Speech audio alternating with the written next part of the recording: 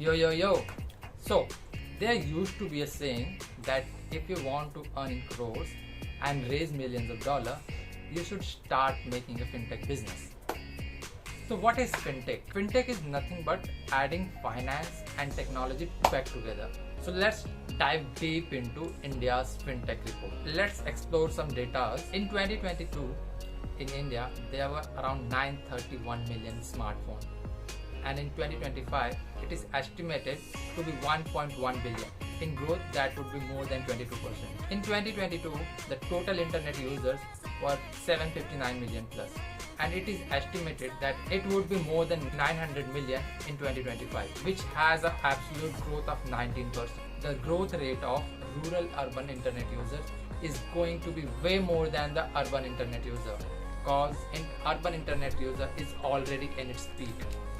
Rural internet users are going to be around with a growth rate of 26%. In India, the internet penetration is at around 52% of the total population, and there are more than 7,000 plus cities and towns which are connected to 5G network.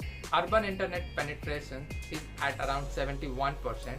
Number of male internet users is around 395 million and female internet users is around 349 million, which is not that bad compared to what is used to be. Cost of 1 GB of internet in India is around 13 rupees, which is way lower compared to any other country. So this is cheap internet, and active smartphone users make the fintech industry boom.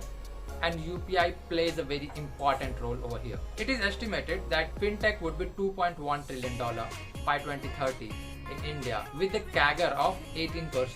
And lending tech, it's the most lucrative business in the fintech ecosystem, which would be around 270 billion plus by 2030. In the time between 2014 to 2023, VC invested $27 billion between 2014 to 2023 in the fintech ecosystem. There were around more than 1440 plus deals. There are around more than 4,200 active business startups in fintech ecosystem, out of which 700 are funded.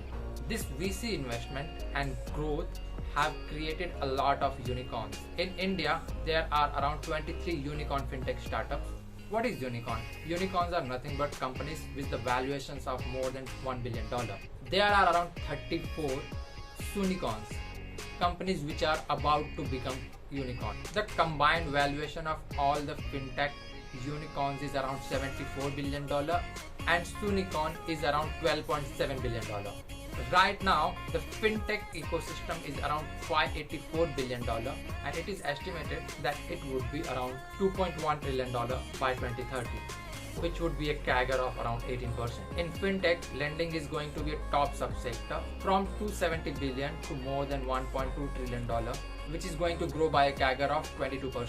Lending tech is followed by insurtech, payment, neobanking, investment tech, and fintech SaaS. The total funding between 2014 to 2022 in India was around $25 billion, and in USA at the same time interval it was around $241 billion, and in China it was around $96 billion, with the CAGR of 34, 72 and 14 in India, USA and China respectively, and in China it's just only 13.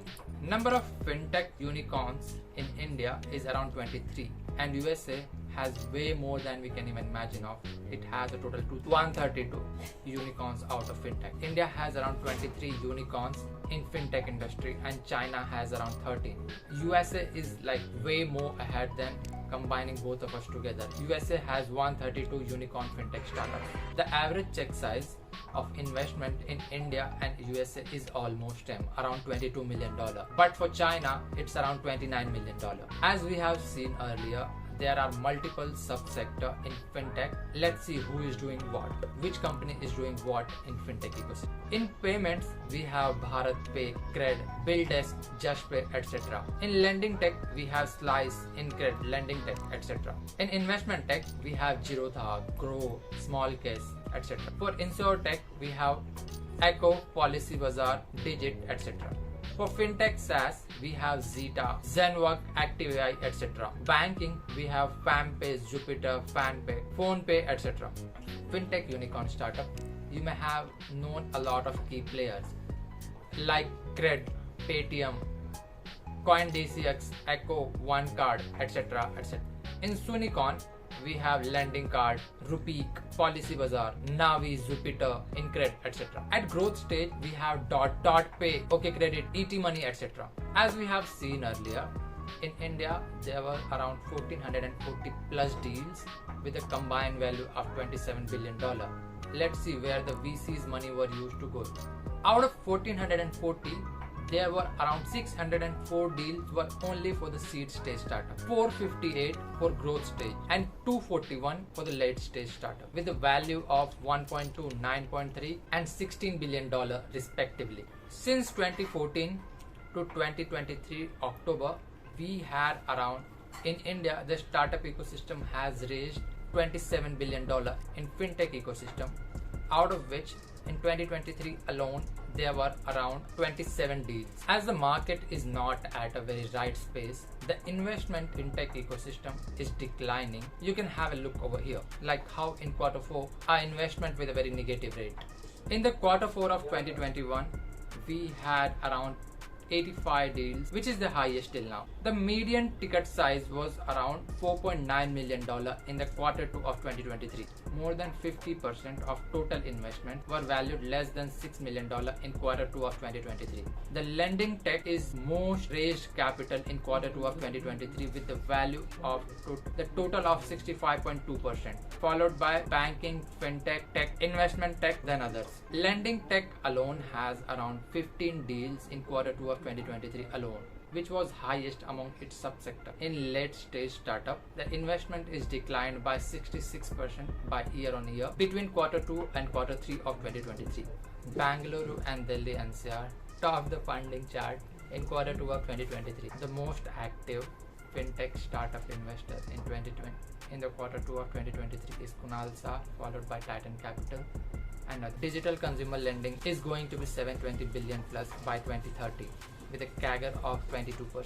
This is how our consumer lending space looks like, and this is how our digital lending space looks like. To know more about this, check out the document in the description, and don't forget to like, comment, and subscribe, of course, to grow our channel. That's it.